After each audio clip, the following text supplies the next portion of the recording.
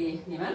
Aitäh, et olete täna siia esitusele jõudnud ja minu San Francisco on raamat, Terje Toomistu raamat, mida me siin täna tutvustame teile. Terje Toomistuga vestleb minu Amazonase autor Ivo Tšeterkin, nii et nautige.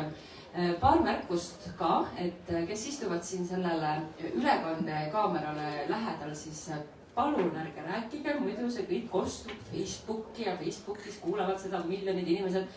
Ja lõpus me jätame aega ka küsimusteks vastusteks. Kui teil on küsimusi, siis me palume tõsta kätte, me toome teile mikrofoni, et kõik kuulaksid seda küsimust ka. Nii et jätke meelde, mis te küsida tahate ja pärast anname selleks aega. Aga Terje ja Ivo, palun, võtke üle. Tere! Tere! Suur tänu tulemast siia täna. Ja suur tänu siis kutsumast mind siia sellesse tagasihoidlikku rolli, et proovida siis lahti muukida seda raamatut või San Franciscot veidikene. Ja nojah, sellel fantaasiaelul on esimene mõte, mul lihtsalt ma võtan kuskilt keskelt nagu praegu, et selline mõnus hipielu šalala muudkui voolab, aga oma selline esimene pahukülg, mis nagu silma hakkas, on see, et elama pead nagu Harry Potter kusagil trepi all. Et see on küll veidi retrospektiivne see raamat, aga ma ei tea, kui sa natukene reflekteeriksid mulle lihtsalt see teemal nagu igaühele, kes seda raamatut loeb, keda võiks huvitada elu San Franciscos ja võib-olla veidi pikemaajalisem kui lihtsalt mingi nädalane puhkus. Et just see suhe selle ütleme, New Yorgis on ka võib-olla midagi sarnasti, palju ma kuulnud olen, et see suhe selle elu suure algustähega, see kirev virvarr kõik ja siis see Harry Potteri trepi all on elu sinna vastu. Tere teile kõigile veel kord, et see San Francisco on ju ääretult tugev märk. Ta on mänginud 20. sajandi ajaloos niivõrd olulist rolli, olles siis kontrakultuuride veduriks seksuaalpoliitilises mõttes oluline koht. Temast on saanud nagu selline vabaduse ja unistuste ja piire nihutavate kogemuste sümbol. Ja seesama see märk või see kuvand San Franciscost oli muidugi ka see, mis mind ennast köitis ja mis pani mind soovima sinna linna kunagi sattuda ja veel paremal juhul sinna kunagi elama jääda mõneks ajaks. Et see esimene turgatus San Franciscosse minna või kolida tuli umbes siis, kui ma olin 20-aastane, vaadates siis tagasi oma teismelise sellistesse romantilistesse kujutelmadesse hipiliikumisest, olles armunud Jim Morrisoni ja kuulates siis seda 60-ndate psühhedeelsat rocki. Ja me olime sõbrannaga parajasti just kolinud Londonisse, Euroopa Liit, uksed olid valla ja siis tekkis see tunne, et San Franciscosse kolimine võiks olla samamoodi käkitegu. Natuke ajapärast me saime aru, et see päris nii ei ole, et Ameerikasse migreerumine on nagu teine teema, kui Euroopa siseselt ringi liikuda. Aga see mõte jäi nagu kummitama ja see oli minu suur juhuste kokkusattumine, et kui ma kandideerisin Fulbrighti stipendiumile, ma sain selle stipendiumi, aga ma pidin panema sinna kirja 3 ülikooli, kuhu ma võiksin minna.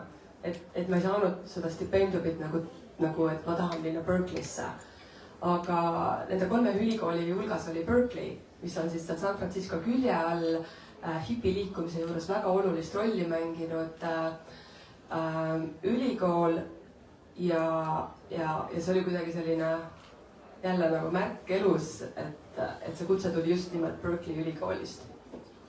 Ja niimoodi ma sinna sattusin ja sealt edasi see lugu, mis see raamatus sinna kirja sai, oli paljuski ka selline illusioonide purunemise lugu või kainenemise lugu, et muidugi ma sain seal ka kogeda omal nahal selliseid ägedaid hipilikke seikluseid ja subkultuurset kirjusust, aga teiselt poolt on see San Francisco argine reaalsus ka ikkagi päris karm reaalsus. Et see lugu on ka minu meelest selline utoopiast dystoopiani liikumine või et utoopilisest lubadusest düstoopilisse reaalsusesse kandumine aastaks 2022 pandeemiajärgne San Francisco. See oli see, kui ma seal viimati käisin ja see on see, millega see raamat ka nagu lõpeb. Seda, ja ma ütlen kohe, et ma olen selle raamatuga jõudnud kuskil 3/4 peale, aga noh, siin me ju seda alles esitleme, et ma eeldan, võib-olla ma olen seda isegi rohkem lugenud, kui võib-olla paljud saalis olijad. Aga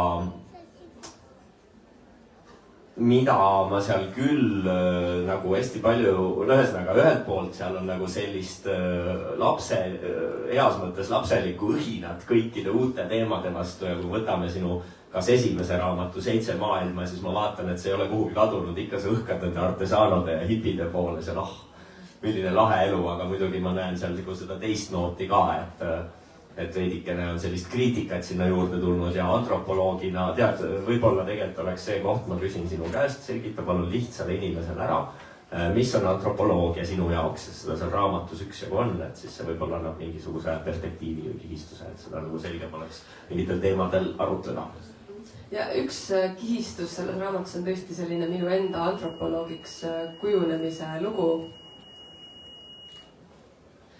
Ei peagi välja jooksma. Et ma läksin ju sinna alustava doktorandina, ehk siis ma olin oma sellise akadeemilise karjääri alguses ja seal siis põrkusingi sellega, et kui raske see akadeemiliste tekste puremine on ja milline tase seal Berkeley ülikoolis on, kui palju pidin tööd tegema.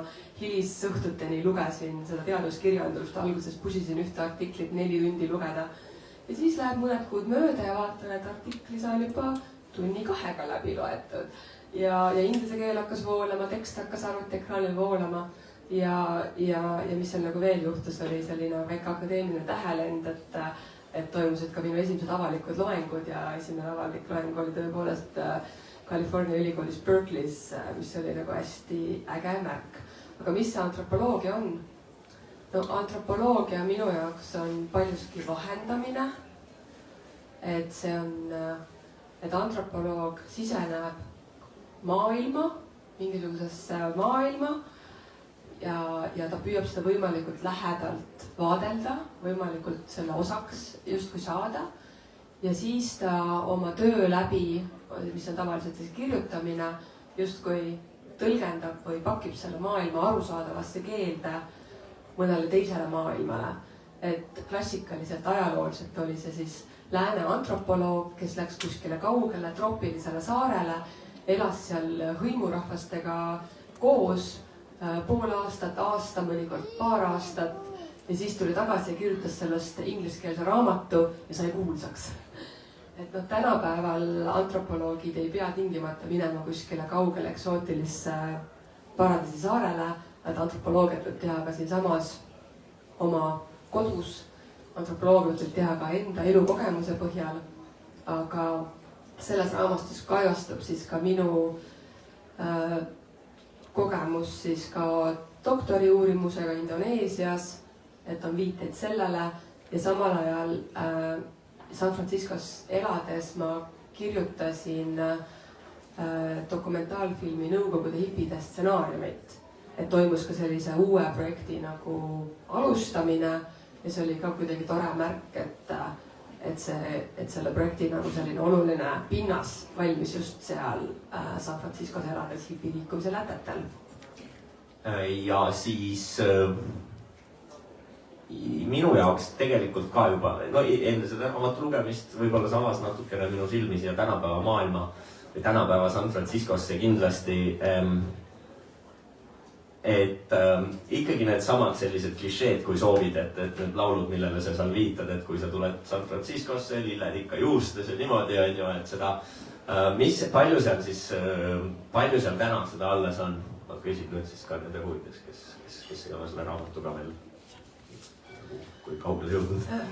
No eks turistidele ikka nagu natuke etendatakse seda kõike, et see Haight-Ashbury linnaosa, mis oli armastuse suve tsenter, kuhu siis Ameerika teismelised noored ja üliõpilased rändasid kokku, et siis seda armastuse ja vabaduse ja rahu revolutsiooni välja kuulutada või elada, protestides siis oma vanemate väärtusmaailmade vastu, konservatiivsus ja selline alalhoidlikkus, vaid ei, vastupidi, riietame ennast värvilistesse riietesse, kuulame seda ägedat ragisevat muusikat ja loomulikult LSD oli ka siis veel legaalne.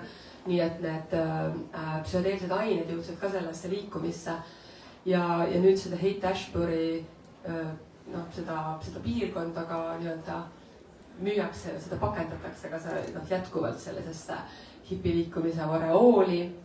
Aga mul oli selles mõttes tohutu õnn sattuda ka Couchsurfingu kaudu taas täielik juhus nagu hästi ägeda sellise Oaklandi, Berkeley, San Francisco kontrakultuurilise nagu seltskonna hulka, kes paljuski pidasid ennast sellise kaasaja mitte, nad ei pidanud ennast hipideks, aga nad kuidagi tundsid, et see, mida nad teevad, on äge, oluline, piire nihutav ja see ongi see Ameerika, mida nemad siis nagu tahtsid ennast kanda. Seal olid siis märksõnad, olid siis muidugi väga ekstsentriline stiil, et Heather, kes oli minu sõbranna, kelle juures ma siis kõige esimesena elasin, James ja Heather, väga kuum paar, meeletult armunud, kui ma nendega koos elasin. Ja siis Heather igal õhtul veetis tundide kaupa peegli ees, proovis erinevaid riideid selga, meikis ennast väga ekstsentriliselt ja siis ta nii-öelda läks kuskile peole ja need peod toimusid siis sellistes garaažides või squattides või sellistes ägedates klubides nii San Franciscos kui ka Oaklandis. Ja teine selline märksõna oli selline polyamuuria, mis oli nagu tol hetkel kuidagi hästi populaarne. Et ka selline vaba armastus, et ma võingi amelada oma sõpradega ja see on täiesti okei. Et kuigi mul on nagu maailma parim mees, siis mulle väga meeldib ikkagi amelada oma sõpradega, niimoodi rääkis Heather. Ja siis sinna juurde käis sellist esoteerilist maailmavaadet,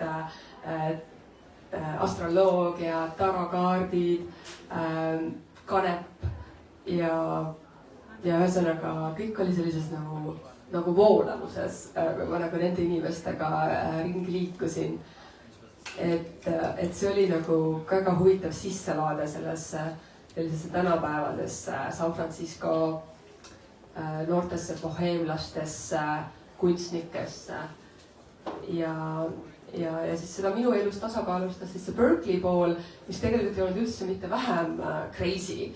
Et see Berkeley ülikool on jätkuvalt selline revolutsiooniline, vasakpoolne, et minu kohapealne nõustaja Paula Paqueta, sotsioloog, on oma ideedes nagu väga midagi revolutsiooniline ja tema ainetes ikkagi esireas istuvad huulepulka kandvad noormehed, transsoolised naised, jalad harkis, rebitud äärtega, teksatäega, tanksaabastega nagu istuvad naised või võib-olla nad isegi ei defineerinud ennast naistena, vaid radikaalselt seisid vastu soobinaarsusele, et sellist soofluiidsust oli seal hästi palju ja minagi nagu kandsin, Heather pani mulle jalga rebitud äärega teksades, ma kandsin hõbedasi suppükse, tanksaapaid, istusin jalad harkis seal laengus ja nagu ise ka katsetasin läbi neid, et mis see naiseks olemine siis on ja kes ma nagu olen.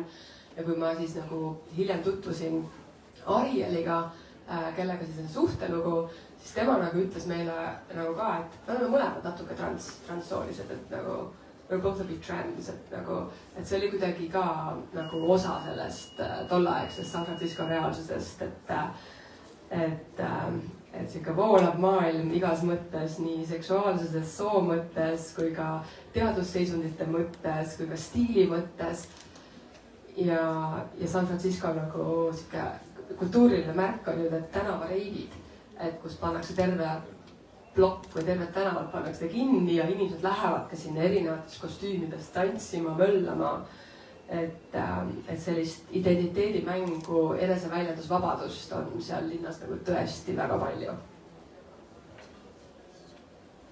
Raamatu esitlustel on tihti kombeks, et autor loeb natukene ette mõne lõigu raamatust. Ja sa valisid mitu tükki välja, aga siis sa võtsid mulle moderaatorina võimaluse ise valida, siis ma valisin ise või me koos valisime ühe kolmanda lõigu hoopis ja ma arvan, see, millest sa enne just rääkisid, see fluidum ja see ekspressiivsus ja kõik see, et ma arvan, et sobiks praegu see koht lugeda, mis sa arvad? On sul see meeles seal selle murtud lehekülje juures just? Natuke konteksti siis ka, et ühe Eesti poliitikuga abielus oleva Ameerika naise kaudu ma tutvusin ühe ägeda sõbraga, kelle nimi oli Paul ja kes kuuldes minu uurimussuundadest ja huvidest, ütles, et tema väga hea meelega näitab mulle siis selle linna subkultuurset tahke. Ja üks, mis ta välja pakkus, oli klubi nimega Kinky Salon, mis on kinnine klubi, sinna saavad ainult liikmed ja nende +1. Ja mina siis sattusin siis Pauli +1-na, kuna tema siis oma kutses rõhutas, et antropoloogilisest huvist kantud, see võib sulle huvi olla, see võib sulle huvi pakkuda sinu teadustööga seonduvalt. Ja võttis mind sinna klubisse kaasa. Ja see klubi kogemus oli nagu hästi äge. Ja aga see oli ka siuke minu enda nagu piire kuidagi proovile panev. Sest ma pidin ikkagi väga palju iseenda kehaga, enda naiseks olemisega kuidagi rahu tegema. Ja nagu ühesõnaga ma võtsin ikkagi julguseks ka paar kokteili, ütlen ausalt. Et see oli natuke selline ärevust tekitav. Aga ma nüüd loen ühe lõigu sellest, kui ma olen selles ägedas klubis. Lavale astub Kinky Salongi asutaja Polly Whittaker, tuntud kui Polly Superstar. Tunnen ta ära pelgalt tema auks tehtava võimsa aplausi tõttu. Polly peab teatraalse kõne, kuidas täna pühitseme seksuaalsust tõeliselt sotsiaalse nähtusena.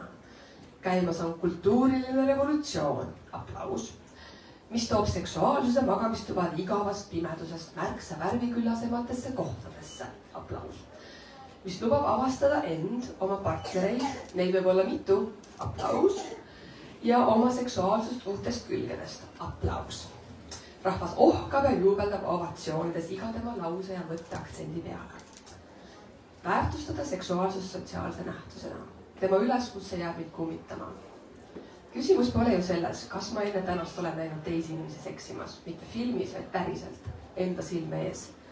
Vaid unistame nüüd, kui me väärtustaksime seksuaalsust ühiskonnas tavalise elu osana, muutuks alustuseks kogu diskussioon seksuaalsusest oluliselt avatumaks ja päris palju mugavamaks. Inimestel poleks enam probleeme jagada oma arusaamu ihast, eelistustest ja piiridest. See viiks ilmselt palju autentsemate suhtevormideni.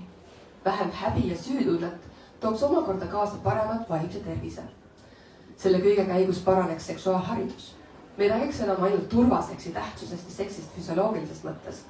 Seksuaalkasvatused muutuksid keskseks küsimused naudingust, nõusolekust ja seksuaalsuse emotsionaalsetest aspektidest. Nende muutuste tagajärjel paraneks laiemalt kogu seksuaaltervist puudutav poliitika ja ühiskonnas oleks vähem ahistamist ja seksuaalset vägivalda. Meil oleksid turvalisemad kogukonnad ja ausamad suhted. Rohkem armastust, parem seks. Jah, muidugi, see kõik on ju ilmne. Seksuaalsust peabki tähistama sotsiaalse nähtusena. Tõstame Pauliga selle terviseks klaasid. Punasel sametiivenil levab naine, kelle keha pole katmast midagi peale Ameerika lipu värvides kehamalingu. Ta kaaslane helitab teda väikse vibraatoriga nii, et ta hääl võtab kohati üle kogu ruumi. Fuck yeah, mõtlen ma. See ongi Ameerika. Ja kümned kehad, pruunid ja valged, saledad ja ümarad, hetero- ja homoseksuaalsetest kooslustest tantsivad ja võnguvad me ümber seksuaalsuse kükestavates rütmides.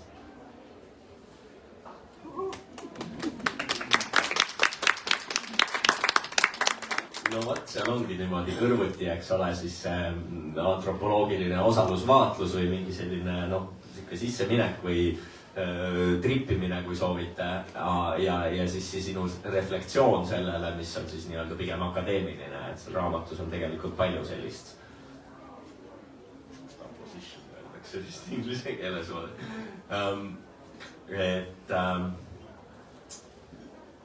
kuidas sa täna mõtled, on see siis niimoodi see fuck yeah Ameerika ja täpselt see, mida võiks kogeda seal ja kõik nii või arvad, et see võiks jääda mingisse perioodi inimeste elus? Ma arvan, et täna ei maksa sellest pikalt rääkida, aga ma ütlen nii palju, et see raamatu periood, see oli see, kui Obama oli president ja kuidagi nagu mina tundsin küll nii Berkeley's kui oma sõprade hulgas mingit sellist optimismi Ameerika tuleviku või Ameerika käekäigu üle. Kuigi seesama poliitiline polariseeritus oli siis juba seal. Aga tol hetkel see kõik oli kuidagi nagu väga äge, et väga olulised eneseväljendusvabadused olid just välja võidetud, ma mõtlen siis seksuaalvähemusi, soovähemusi. Ja nüüd, mis on siis Trump teinud selle Ameerikaga, on nagu ikkagi tol hetkel see oli nagu, oleks tundunud väga ootamatu, et see asi võtab nagu selliseid pöördeid. Kuigi ma mäletan küll, et seal raamatus on see koht, kus nagu minu jaoks tundus see ka nii nagu tähtis, et Ameerikas on esimest korda ajaloos mustanahaline president, et see on nagu väga tähtis. Ja siis Paula Paketa ütleb, et see ei tähenda, et me peaks tegelema süsteemse rassismi vastu võitlemisega, et see on jätkuvalt seal.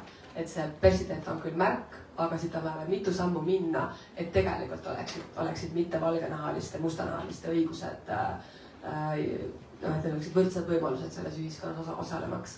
Et jah, see võitlus on läinud nagu hästi polariseeritud ja segaseks ja nüüd me saame juba rääkida sellest, et ülikoolidelt võetakse rahad ära, nii et see Ameerika on natuke teine maailm kui see, kus mina seal olin ja mul on ääretult hea meel, et ma olin seal just siis, mitte nüüd.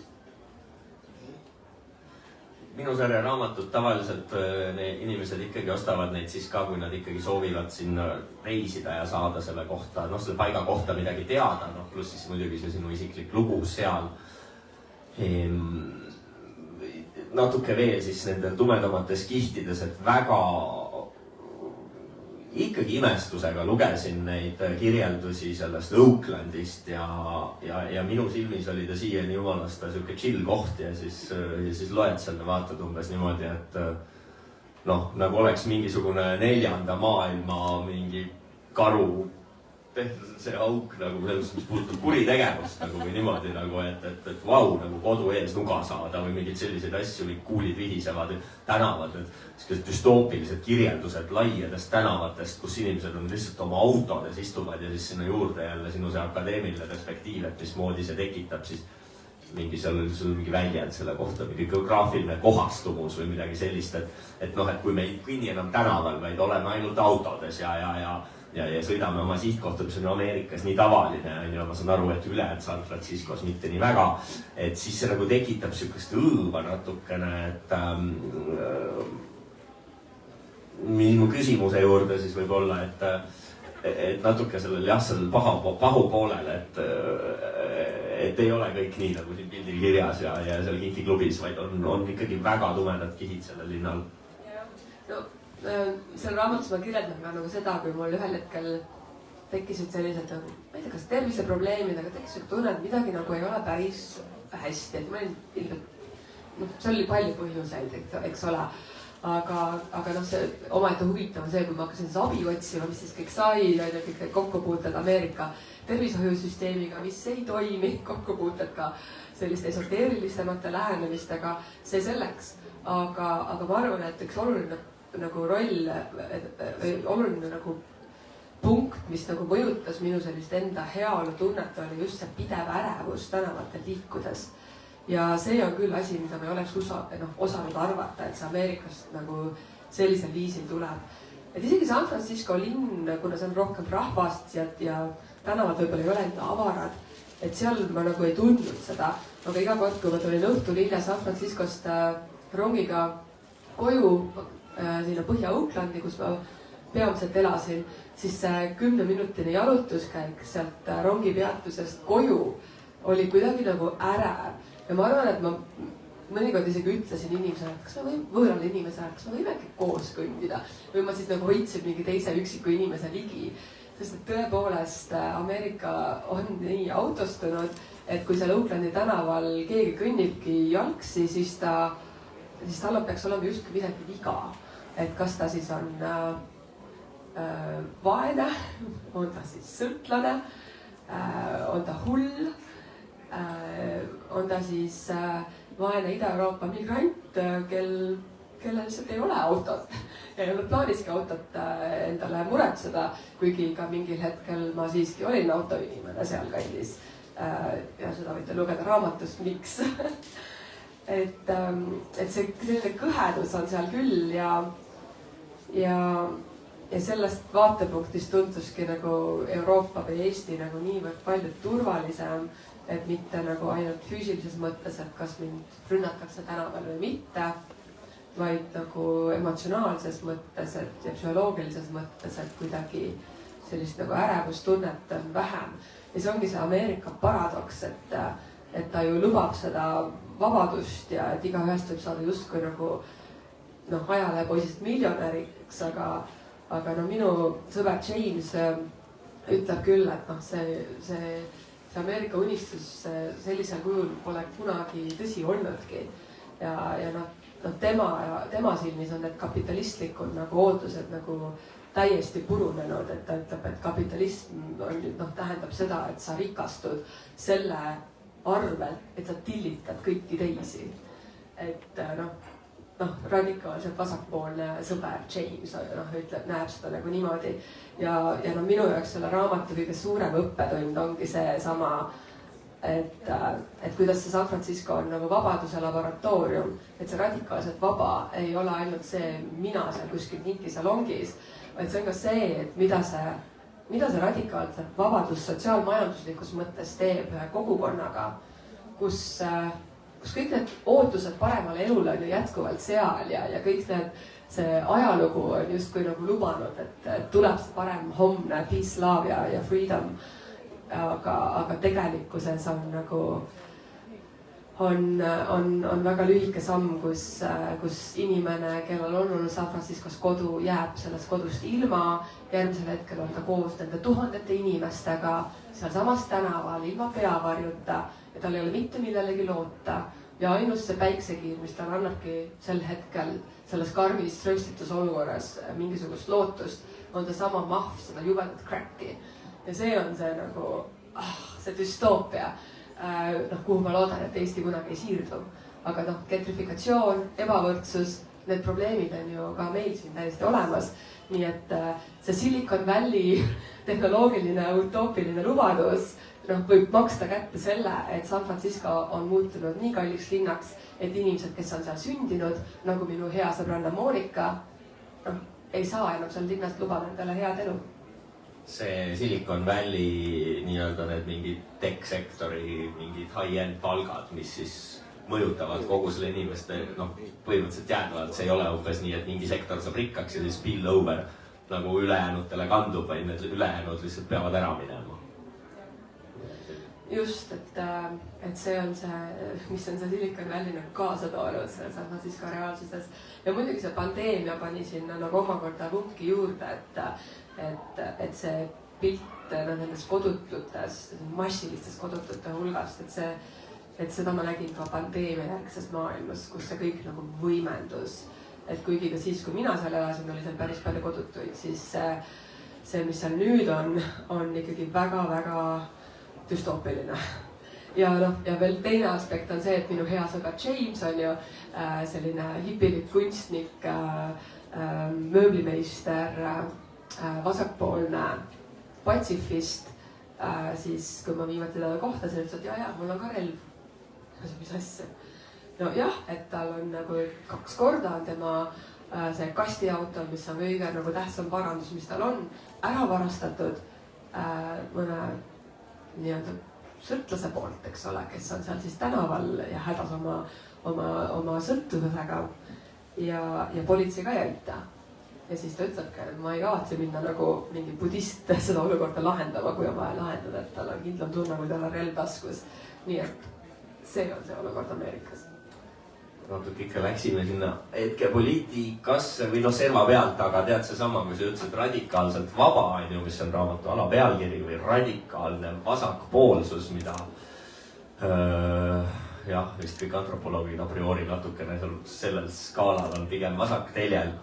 Aga sina oled uurinud ka Nõukogude hipisid ja siit raamatust ütleme, saab sellest, mitte Nõukogude hipist, lihtsalt viiteid, aga sellest algsest hipi liikumisest, mis see Haight-Ashbury, öeldasin õigesti ära, Haight-Ashbury, et kui need tõesti voolasid sinna kokku ja Rolling Stones ja Beatlesid ja kõik tegid LSD-d ja niimoodi, et ma ei saa midagi parata, ma ise ka vahest nagu oma mõtetes seiklen palju minevikus ja kujutan ette, kui mul oleks ajamasin, et kas ma tahaksin, kus ma tahaksin käia, kes seesama see beat culture ja kindlasti läheksin ka sellesse aega nagu natukeseks kondama, et kas nemad olid radikaalselt vabad siis, kui see LSD oli legaalne ja ei olnud Silicon Valley tech-miljonäre, kes su eest kinnisvarahinnad üles löövad ja sai tõesti lilled juustes tänaval mängida ja elada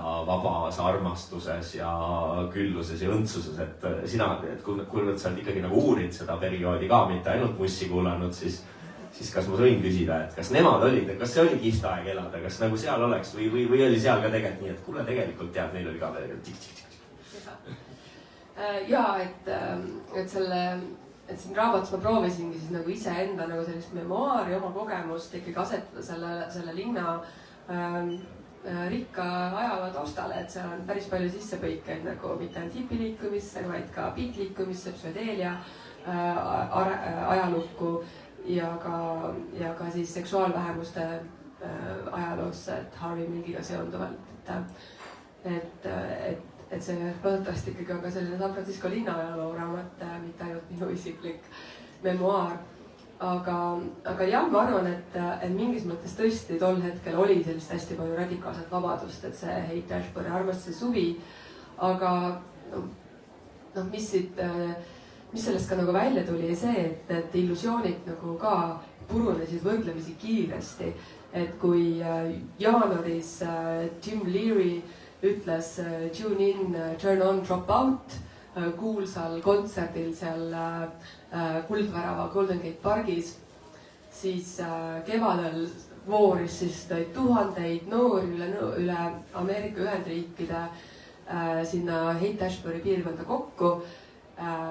Seal oli ka tasuta toitu jagati ja see oli tõesti seltskond, kes oli sellisest vasakpoolsest pöördest nagu päriselt poliitiliselt huvitatud aga mõne kuu möödudes seal läks nagu olmeliselt see asi nagu päris keeruliseks ja rääkimata sellest, et tõesti LSD-d seal pidudel serveeriti beebivannis ja kõik olid natuke nagu kuidagi pilves ja tol hetkel nad olid nii noored, need inimesed, et need olid ikkagi paljuski teismelised ja vanemad jäid neid siis ajalehe kuulutustega taga otsima, et kuhu nende võsukesed kadusid ja et kui George Harrison siis sama aasta augustis läks siis seda Haight-Ashbury harmoonilist kogukonda nagu külastama, lootes siis eest leida siis sellise hiiputoopia, siis tema oli jahmunud sellest noorte räsitud olekust ja metsistunud pilgust. Et selles mõttes see kõik kuidagi päris kiiresti ka nagu kadus ära ja see Altamonti festival, mis tähistabki hipiliikumise lõppu, oli ka seal õige varsti, kus mina selles raamatus kohtan ühte originaali siis hipi originaali, kes sellel Altamonil kohal oli ja siis ta rääkiski sellest, et kuidas Rollingute kontserdi ajal tõepoolest toimus pushitamine ja kõik põgenesid sealt ära ja ühesõnaga oli selline väga kaootiline nagu olukord, et mida peetakse siis nagu märgilises mõttes hipiliikumise lõpuks, aga hipiliikumine ei ole ainult Haight-Ashbury hipid.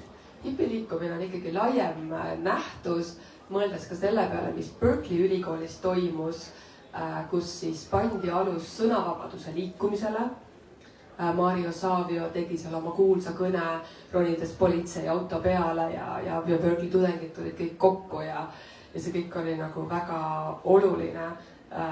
Mustanahaliste õigused, feminismi teine laine, seksuaalvähemuste enesemääramise õigus, kuigi see nagu rohkem toimus isegi 80-ndatel, kui Harvey Milk siis poliitikuna Harvey Milk ikkagi oli 70-ndatel seal ja ta tulistati surnuks linnavalitsushoones, mis on ka nagu väga karm detail selle linna ajaloost, aga ta jõudis nii palju teha, et San Francisco sai Ameerika gei pealinn mingiks perioodiks ja siiamaani. Castro on väga äge linnaosa, head peod, head baarid, head track show'd. Et see hipi liikumine tegelikult ta mõjutas nagu nii palju seda, kus me nagu lääne kultuuris täna oleme, et tõesti sõnavabaduse liikumine, mittevalgete inimeste õigused, seksuaalne poliitika, et naiste roll, et see nagu pärand, mis on San Franciscoga seotud, on minu meelest siiamaani väga-väga oluline ja nagu tore tunnistada selle linna tähtsat panust, isegi ootamatute viiside võib-olla. Mitte et nüüd liiga akadeemiliseks minna, siis siin raamatus on ka väga palju väga selgeid ja konkreetseid kirjeldusi, kuidas sa ei ütle ei ühelegi teemale, mis su tee peale veeretatakse ja... See oli mu enda kokkuleppe lennukis, et ma nüüd lähen San Franciscosse ja ma ütlen kõigele jah. Et nagu lubadagi endal avaneda läbi selle linna kogemuse. Ja siis süütutest jointidest kuni siis müstilise pruuni pulbrini, mis viib su 20 minutiks sinna, kus sa ise arvad, et on 300 aastat, et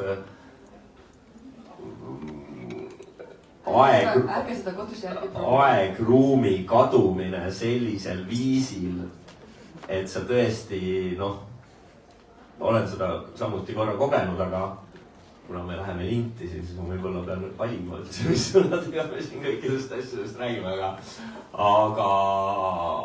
aga see on, kuidas ikkagi sa kirjeldad seal seda, aga et ka nüüd mitte ainult akadeemias olla, et siis mida tähendab aegruumi kadumine sinu jaoks? Kuidas sa seda selgitaksid? Proovi. Seda peab selgitama, seda peab kogema ja ma arvan, et me kõik oleme seda mingites olukordades kogenud, aga ma ei selle lõigus... Jah, loe siis ette ja siis pärast võtame äkki publiku küsimusi. Selle peatüki jooksul ma räägin sellistest tegelastest nagu Mary Pranksterid, kes sillutasid tegelikult hipiliikumisele teed.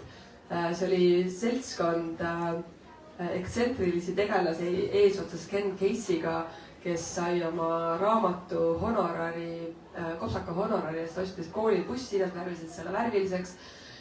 LSD oli siis legaalne ja nende nagu viis, kuidas seda LSD-d pruukida oli nii, et me lihtsalt võtame selle sisse ja vaatame, mis saab. Ja sellises seisundis nad siis trippisid läbi Ameerika Ühendriikide, läksid Tim Leary'le külla, kes tol hetkel oli vist telesõrkis juba Harvardist kinga saanud oma teemakohaste uuringute tõttu. Et siis mina kuidagi leidsin ennast sellises olukorras, et ma olen siis nüüd 21. sajandi Mary Prankster, kes siis ka samamoodi proovib mingisugust müstilist ainet teadmata, kuhu see viib ja mis selle tagajärjed on ja ei soovita seda mitte kellelgi kodus järgi proovida, aga ma loen siit ühe lõigu. Jooksen teel, mis nagu kulgeks läbi eri ajastute. Liuglen mööda värvilisi kurve ja kõikvõimalikke radu. Näen enda ümber vaid kergelt vibreerivaid värve, mille servadest terendavad mustrid. Laskun fraktaalidesse, mis korduvad mu ümber lõpututes tsüklites. Päris kindlasti pole mul enam inimkeha. Olen lihtsalt üks teadvus, üks informatsioonitöötluse süsteem. See punkteadvus kulgeb mööda kosmilisi Ameerika mägesid, ahmides endasse informatsiooni, mida iga kihiline kurv justkui avab, juhtides teda edasi uutesse võimalikesse dimensioonidesse. See tinglik mina asetseb väljaspool sõnalist, märgilist, sotsiaalselt kujundatud tähenduslikku maailma. Kogu mäng toimub kusagil transcendentsel väljal ja see kestab kaua. Järsku, umbes 300 aastat hiljem, märkan selle kehatu perspektiivi, selle fraktaalmaailma lõpututes kordustes kulgeva pukkteaduse nägemisväljal mustrit tuttavast mandalast. See on mu jalgadele laotatud tekk. Alles siis jõuan järk-järgult küsimuseni, kas mul, õigemini sellel pukkteadusel, võiks olla keha. Seiklen veel veidi mööda visuaalset dimensioone, tehes seega seda, mis tundub mulle siin täiesti loomupärasena. Olen seda ju aastasadu teinud. Ääri-veeri hakkab siiski meenuma, et sellel pukkteadusel tõepoolest on keha. See keha kõnnib mööda planeeti Maa koos teiste kehadega, keda tuntakse inimestena. Hingan sisse. Just kui kõige esimest korda saan teadlikuks oma kopsudest. Mul on organism, ma hingan, olen keha. Muidugi, me oleme ühes hubases madalate lagedega majas planeedil Maa, parasjagu kuskil Ameerika läänekaldal ja me suisetasime midagi. Palun Kristjanil asetada oma käsi mu jalale. Jamesi käsi on juba seal ja Heather hoiab mind käest. Meie kehades tekib ring. Olen taas avastamas oma inimsust, oma sotsiaalses ruumis paiknevat keha, mis võib tunda enda vastast teisi elusaid tuksuvaid kehasid. See tundub praegu kõige imelisema tundena üleüldse. Nii hea on olla tagasi, tunda end inimesena, kellel on mälu, emotsioonid, keel ja keha.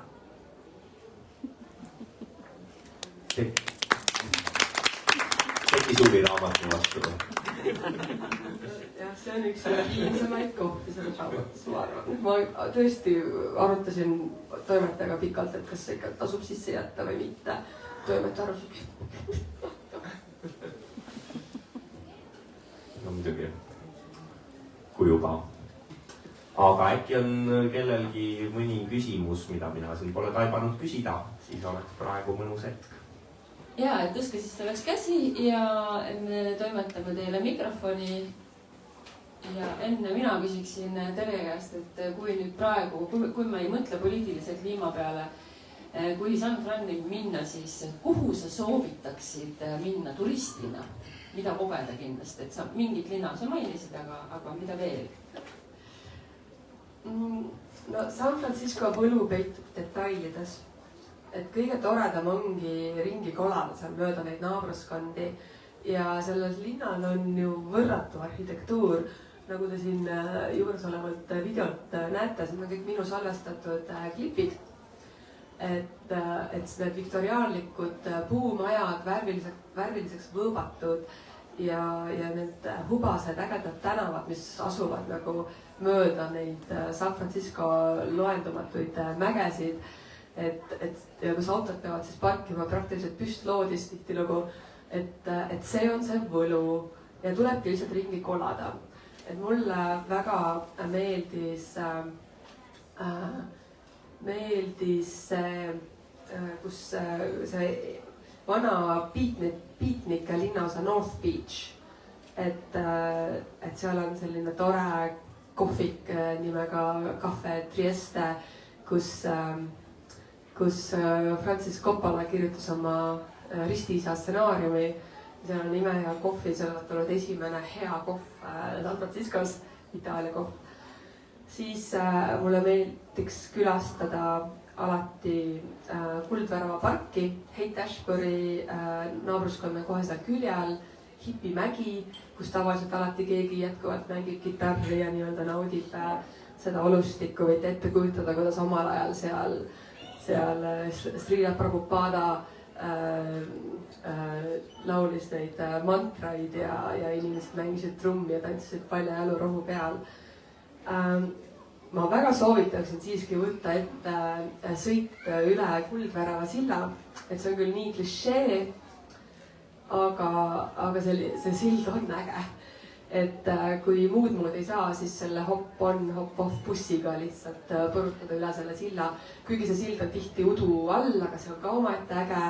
Ja erinevatel kellaaegadel, erinevate ilmadega mõjub see sild ka nagu natuke erinevalt. Ja siis muidugi tasub tähele panna seda, et seal on see eneseabi telefoninumber silla peale sisenedes, et sealt on päris palju enesetappe tehtud ja nüüd on sinna pandud võrk, et inimesed sealt alla hüppaks. et see on selline nagu sild, mille ümber justkui laiutabki see surm, et ta on nagu selline väga kuidagi müstiline ja äge sild. ja mu lemmikpiirkond on ilmselt Missioni piirkond, et see on see, kus ma võib-olla kõige kodusemalt ennast tundsin, et sealt ma pidin alati läbi sõitma, kui ma tahtsin minna koju või Berkeley'sse ja seal on imeline Mehhiko tänavatoit, toredad baarid, äge tänavakunst, et seal asub ka nagu ringi jalutada, uudistada. Poistele vist on see Alcatraz on seal ka veel.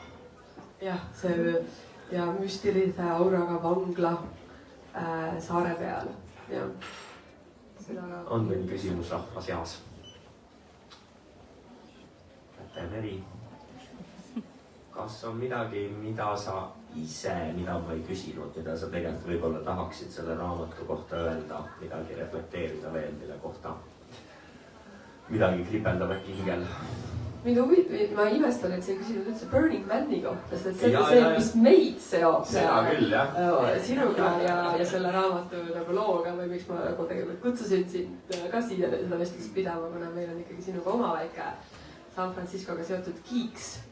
Et ma ei tea, kui palju te teate, mis on Burning Man, et see on see hiigelevent, hiigelsündmus Nevada kõrbes, kus siis keset tühjust kerkib linn, täis kõige pöörasemaid, piire nihutavaid seikluseid ja kogemusi ja suuri pidusid loomulikult. Ja siis nädal aega hiljem pakitakse jälle kõik kokku. Aga see Burning Man, mis on nagu Ameerika kultuuris nagu nii oluline sündmus ja ta on globaalne võrgustik. Üle maailma toimub neid Burne tänapäeval. Ka siin Eestis on meil Burni kogukond, mis markeerub tihti märksõnal bling. Et see Burning Man sai alguse siit San Franciscost. Ja see on ka huvitav, et see oli 86. aastal, kui siis Baker Beachil tehti siis esimest korda selline puuslik inimese kujuline ja sellele pandi tuli otsa. Oli paarkümmend inimest, kes siis seda tunnistasid. Järgmine aasta rituaali korrati ja mõne aasta pärast nad juba liikusid edasi sinna Nevada kõrbesse. Ja mis seob San Franciscot ja Tallinnat? Mis te arvate? See seos ongi selle sama Burning Maniga seotud. Sest et nimelt, et see esimene see puuslik põletati ära inimese kujuline, paar aastat hiljem liitus selle seltskonnaga siis selline nagu nüanss, et korraldada San Francisco linnas tsoonitrippe. Ja see tsoon oli seotud siis Strugatskit Stalkeriga. Et see oli nagu sellest raamatust ja filmist inspireeritud käitumine, mis siis tahtis luua oma argireaalsusesse mingisugust nihestatud kogemust, et näiteks selle sama linnarongiga, millega mina käisin Berkeley ja San Francisco vahel, sinna ühte vagunisse tehti baar või klubi. Ja siis tavaliselt inimesed lähevad siis oma tööle või kus nad iganes lähevad ja siis satuvad nagu sellisesse linnaruumi, mis on nagu nihestatud teistsugune. Ja nemad siis korraldasid need tsoonitrippe erinevatesse kohtadesse. Ja esimene siis käik sinna Nevada kõrbesse oli ka üks selline tsoonitripp, kuhu mindi. Ja mina, kui ma siin raamatus nagu selle Pauliga tutvun, siis nagu tulebki see side, et aga Tarkovski filmis selle Stalkeri filmi siin meil Tallinnas ja siis see suur korsten UN sildiga on jätkuvalt püsti, et me ei ole tegelikult kunagi teile sellest liiga kaugel olnud ja mis on siis jälle huvitav, et aga millist mõju see kuidas väike asi on nagu kasvanud nii suureks nähtuseks nagu Burning Man, mis on ikkagi Ameerika subkultuurses maailmas nagu the event, nagu kõige suurem ja jõulisem organisatsioon, nähtus, subkultuur, elustiil. Ja see mõjutab väga palju inimesi üle maailma. Sul oli seal veel mingi lause selle kohta, et kuidagi, et see nii-öelda mänguliste maailmade kogemine, tõelisus on või midagi sellist nagu, et see tõesti suur linn, kus raha ei kehti ja samas on kõik tasuta ja selline. ja kõikvõimalik. ja kõikvõimalik tõepoolest, et natukene see, ma saan aru, et seal San Franciscos tehakse ka selle stiilis nagu mingeid happening'e või pidusid või see decompression või. jah, siin selles raamatus minu esimene kokkupuute Burning Maniga oligi see, kui ma sattusin sinna San Francisco decompressionile ja noh, see oli selline selle raamatu esimene peatükk on ju kukkumine jäneseurgu, et mingis mõttes James ja Heather ja siis Burning Man ja et kõik see kuidagi oligi selline jäneseurgu kukkumise lugu, kus siis reaalsus minu ümber hakkas muutuma, mina koos sellega, et need sõbrannad riietusid mind siis ümber sellistesse ekstravagantsetesse riietesse, kandsin psühhedeelilistes värvilist trikood, keegi pistis mulle pihku hularõnga, mida ma polnud lapsepõlvest saadik nagu keerutanud ja siis ma liikusin terve päeva seal Burning Man decompressioni peol siis nagu hularõngaga niimoodi keerutades ja tantsides siis nagu nende erinevate mutantautodest tuleva muusika saatel. Äkki nüüd mõni küsimus veel kuskilt, kusagilt rahva seast, näed, üks on. Super. Ja aitäh selle ülilaheda kirjelduse eest, mul see hularõngas jäi praegu täiega keerlema, ma kuulsin ette, kuidas sa päriselt seda terve päevast nagu tegid. Aga Petrone raamatute selles maailmas ja tegelikult ka kõik, kes on pikalt reisinud ja kuskil kauem elanud, siis nad kõik ikkagi räägivad sellest, et kuskil mujal elamine muudab neid hästi palju. Et kui sa ise nüüd ühe asja välja tooksid, et ka sinul toimus selline väga suur transformatsioon, kukkumine iseendasse, ka sinna jäneseurgu, aga iseendasse, et kuidas sa võib-olla ühe lausega kirjeldaksid, kuidas see sind muutis selliseks, milline sa täna oled? Mäng oli nagu esimene sõna, mis mulle pähe tuli, et selline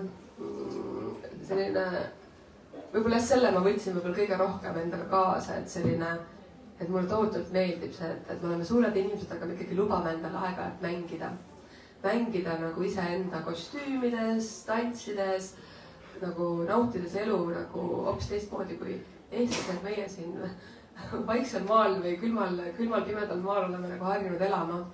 Et ma arvan, et see oli ka see selline äge impulss, mis ma sealt San Franciscos sain ja võtsin selle kaasa siia ja siis järgmisel aastal juba tutvusingi nende Eesti nii-öelda burnerite kogukonnaga või hakkasin käima nendel plingidel ja mingis mõttes siiamaani ma nagu hoian seda väikest osa, et aeg-ajalt ikkagi võiks lubada endale seda täiesti nagu lihtsalt mängimist, olgugi, et oleme täiskasvanud, aga lubades nagu seda ruumi, kus avastada iseennast mingite uute nurkade all, kus olla laps, kus mängida, kus tantsida, kus rõõmustada.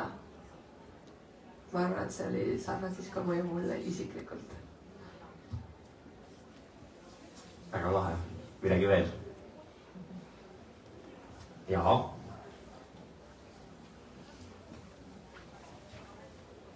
Aitäh kena sissejuhatuse eest. Vahepeal ma olen pärast 2024. aastat ka seal käinud ja mul tekkis küsimus, et kui sa seal olid, siis kas sulle tundus, et seda vasakpoolset liikumist ja liberalistlikult kuidagi neid kommuune, kas sealt tõmbab mingisugune kindel kontingent neid inimesi sinnapoole? Sa näiteks mainisid, et hästi palju on seda tehnoloogia inimeste kuidagi vastandumist vahepeal, sellepärast et need elukallidus on hästi kõrgeks läinud. Ja minu küsimus ongi, et kas sa nägid mingeid mustreid seal, et kes nagu olid selle liikumisega rohkem kaasas ja et võib-olla, et mis need siis tehnoloogia inimesed seal sellel ajal tegid, kui seal oli mingisugused muud atraktsioone? Ma isegi ei arva, et on nagu väga selge selline vastandumine tehnoloogia inimesed ja siis need vasakpoolsed hipid, et paljuski need maailmad ka kattuvad, et näiteks Burning Mani ennastki nii-öelda sellised põlised burnerid või ideoloogilised burnerid, nad nagu kritiseerivad või muigavad nende just needsamad need tehnoloogia inimesed, kes siis lendavad sinna oma eralennukitega kohale ja saavad nagu väga glamuursetes nendes laagrites või telkides nagu elada ja kõik on kinni makstud, ei pea nagu ise ehitama. Et paljuski nagu tehnoloogia maailm on ka sinna Burning Manile oma rahasid sisse andnud ja need tehnoloogia inimesed ise ka naudivad kõike seda, mida see San Francisco või see Burning Man seal linnas nagu pakub. Et seesama see minu sõber Paul ju, keda ma seal Burning Man Decompressionil esimest korda kohtasin, töötas tol ajal Facebookis, et tema oli nagu see üks mu nendest sõpradest, kes töötas seal tehnoloogiasektoris ja sai siis nagu ka vastavat palka. Et aga noh, muidugi nagu väiksemates ringkondades või keegi, kes on nagu kuidagi sotsiaalpoliitiliselt kriitilisem, suudab nagu sellele osutada, aga see ei tähenda, et tal ei oleks näiteks sõpru, kes seal samas töötavadki tehnoloogiasektoris. Et nii-öelda nagu nad kõik on ikkagi omavahel nagu ka läbi põimunud. Aga see, et see gentrifikatsioon on nagu nii karmiks läinud või et seesama see kodutute nähtavus on seal San Franciscos nii kõrge, et noh, ikkagi seda saab seostada selle sama Ränivoru kõrgete palkadega, mis on toonud siis üle maailma neid digieksperte sinna kokku, kellele makstaksegi väga head palka ja kes tahavad elada San Franciscos, kuna seal on lõbus. Ja siis selle võrra need kohalikud inimesed, kes võib-olla saavad tavalist palka, töötavad tavalistel kohtadel, no paratamatult nagu surutakse sinna Oaklandi poole ja viimasel ajal juba ka Oaklandist väljapoole. On neil aega paar küsimust veel võtta? Niimoodi, keegi veel? Ja. Viimane küsimus äkki kellelgi? Kui viimast ei ole, siis eelviimane. Kui viimast ei ole kindlasti. Vaikselt on eelviimase.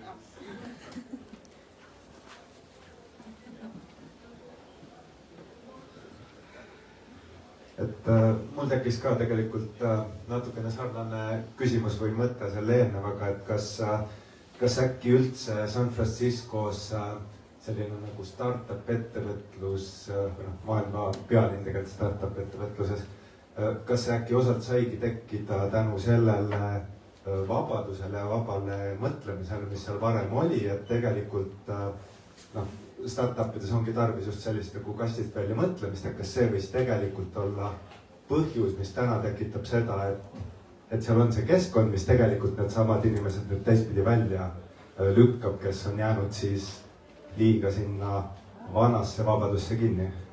Fantastiline küsimus, mul on nii hea meel, et sa selle välja tõid, sest et tõesti need kaks maailma ei ole kunagi olnud teineteisest liiga kaugel.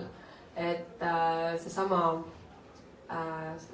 et Steve Jobs, eks ole, kes on see nagu Ede Shank Tamkivi oma Minu Californias ütles, et ta on tõesti seal Ränivoru ebajumal ja ma olen sellega nõus, et ta on nagu väga sellises tähtsas staatuses ja põhjusega. Aga Steve Jobs sai ka happetripist inspiratsiooni, ta on seda välja öelnud, et tema elu, ma ei tea, 3 top kogemust, et nende hulgas on siis LSD ja on ka välja toodud, et ta tegi seda mitte ainult korra, vaid mitmeid kordi. Ja võib arvata, et see mõjutaski, et näha ühte tehnoloogia vidinat, mitte lihtsalt tehnoloogia vidina karbina, vaid näha seda maagilist õuna, eks ole. Et need kaks maailma tõesti ei ole üksteist väga kaugel olnud ja mida ma siin raamatus ka välja toon, kui ma kirjeldan seda, et kui ma räägin sellest psühhedeelia ajaloost, et vahel on niisugune tunne seal San Franciscos, et kõik on kogu aeg mingi laksu all. Et tänaval on üks kraam, siis seal, ma ei tea, Heather James on ju, teevad piipu, siis mida siis teevad need Facebookis ja Google'is töötavad nagu andmeanalüütikud, geeniused. Nemad teevad mikrodoosivad psühhedeelikume, et see nagu teeb selle pirni kuidagi eriti teravaks arvatakse. Et sellest on ka kirjutatud, et sama Silicon Valley's on siis see psühhedeelikumide mikrodoosimine nagu väga teema juba mitmeid aastaid ja enesearengus, et seeläbi siis muuta veel paremaks inimeseks ennast ja nii edasi. ja noh, üks väga oluline peatükk minu jaoks selles raamatus on ju see, kui ma kohtun Stanislav Grofiga, et tema, keda peetakse LSD ristiisaks, et ka tema on nagu seal piirkonnas kanda kinnitanud ja see kohtumine on nagu üks elu, noh, minu jaoks üks olulisemaid kohtumisi üldse, ma arvan. Et see oli kuidagi väga mõjutas mind. See vestlus temaga on siis osaliselt siin raamatus ja natuke pikem versioon on avaldatud ka Müürilehes, see, mis me seal pidasime. Seal on väga lahedalt kirjas, kuidas seal jah, Peterburi viis 300 ampulli hapet ja siis pärast seda hakkas sealt ülikoolist kostuma ka mingit vaba mõtlemist ja või see oli Leningradis siis ikkagi sügaval nõukogude ajal. Aga siis sellest äkki lähemalt juba raamatus, mis on saadaval kõikides hästi varustatud raamatupoodides. Jah, tuli viimane küsimus ka ära. Ok. Peeter Šaltamneri siinkohal. Selle ka nendest eelmistest küsimustest ajandatuna mulle ikkagi jäi ka see raamatu nagu ava ja lõputegelane, see hipitüdruk. Leila, just. Ja temaga seoses minul tekkis just see mõte, et kuidas sina tajusid ja võib-olla just see, mida Ivo siin üritas, et sa ära sinna liiga palju mine, et tekkis akadeemias, olles töötanud akadeemias nii Euroopas kui olnud siis Ameerikas uurijana. Kuidas sulle tundub see töökuse võrdlus, et kas see sama ameeriklaste kujutelne eurooplastest kui laiskadest ja Ameerika kulul elavatest elu nautivatest inimestest, et kas sa tajusid seda suhtumist seal ka või kas sinu suhtumine kuidagi muutus või selgines seal olles või nüüd tagantjärele vaadates? No, Ameerika ülikooli elu on minu kogemuses ikkagi väga-väga äge just sellepärast, et seal tehakse kõvasti sisulist tööd ja ameeriklased justkui on nagu sündinud stand-up koomikud või esinejad, et kogu elu on lava ja kõik võtavad ülikooli nendes seminarides pidevalt sõna, käed on püsti. Et võideldakse, kuidas saab omavahel nagu suhelda, et see campuse elu oli väga lahe, aga loomulikult see töömaht, mida nõutakse doktorantidelt, on ka ääretult suur, et vähemalt üks raamat nädalas läbi lugeda, igaks loenguks on vaja terve raamat läbi lugeda. Et mina ikkagi olin seal nagu oma sellise idaeurooplase koormusega, et võtsin nagu seda, mida sain, ahmisin nii palju kui võimalik, aga need, kes oli ikkagi põhikohaga olid, need tegid veel rohkem. Et see tase on seal võimas ja loomulikult ameeriklased töötavad palju, et seesama Paul on ju, mina tulen kell 10 õhtul tulen kontsertilt, saadan talle sõnumi, et kas öömaja saab, ma siin teen alles tööasju ja ta tegi nagu iga reede õhtul nii-öelda catching up with work või pühapäeva õhtuti valmistas ette järgmiseks nädalaks. Et kui sa seal tehnoloogiasektoris või akadeemias töötad, et siis töömaht on nagu väga suur ja samas päeva pealt võitakse sind jätkuvalt nagu lahti lasta, mitte küll akadeemiast, aga tehnoloogiasektorist, et today's your last day ja nii on. Muidugi, kui sa oled nagu nõutud andmeanalüütik, et siis sa leiad kiiresti töö, aga kui sa töötad mingites muudes valdkondades ja sa ei leia endale järgmiseks nädalaks või järgmiseks kuuks tööd, võib-olla sul on ka lapsed, siis see ongi see lühike samm, kus sa ühel hetkel avastad ennast, et ahah, ma nüüd siis olen see töötu. Et selles mõttes on see raamat jah, selline illusioonide purunemine, et San Franciscos küll on kõik see äge vabaduse lubadus seal jätkuvalt olemas ja seda paistabki kuskil see utoopiline nägemus maailmast on ju nii nagu seal ülikoolis kui ka nendes subkultuursetes ringkondades, et see kõik on hästi äge, aga teiselt poolt, et seal nagu vee peal püsida tuleb nagu väga palju vaeva näha ja enda ees seista ja sa ei saa seejuures lootma jääda riigile või meditsiinisüsteemile, sest et sa oled, et kui midagi peaks ikkagi halvasti minema, siis tõenäoliselt on, et sa oled täiesti üksi.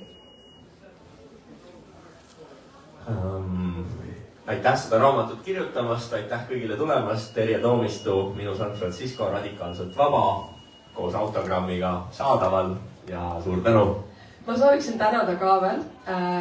Ma tahan tänada kirjastust Petrone printi, eeskätt Petronega, et tema utsitas mind seda raamatut kirjutama ja ta oli nii kannatlik, sest et ma ju olin Ameerikas üle 10 aastat tagasi ja ta sellest ajast peale ootas.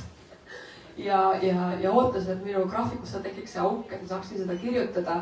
Ja lõpuks see auk saabus siis, kui saabus minu ellu beebi. Ja ma tänan seejuures siis Eesti riiki meie toreda vanema toetuse eest, mis võimaldas mul tegelikult seda raamatut kirjutada. Ja ma tänan oma beebit, oma last, kes siis oli valmis ilusti magama, kui emme kirjutas. Ja veetis ka aega lapsehoidjatega, et kuni emme kirjutas. Ma tänan lapse vanaemasid, oma ema ja Miirat ja ma tänan oma partnerit samamoodi, kes siis pidi oma kirjutamiste huvides naist paluma. Ja ma tänan väga selle raamatu toimetajat Maia Tammjärve, keda kahjuks siin ei ole, et tema oli mul ikkagi väga tähtis parem käsi, keda ma sain usaldada ja kellele siis oma ärevustest ja ebakindlustest nagu ausalt rääkida ja see koostöö oli väga smooth ja professionaalne, nii et aitäh, Maia! Sa rutu terveks ja tänase selle sündmuse eest ma tänan ka Dagmarit ja Meelikest. Teile mul on ka šokolaadid, et te selle kõik siin korraldasite ja tõite need inimesed siia ja vaatasid, et kõik toimib. Ühesõnaga, raamat on ilmunud, lugege ja soovitage oma sõpradele. Aitäh teile!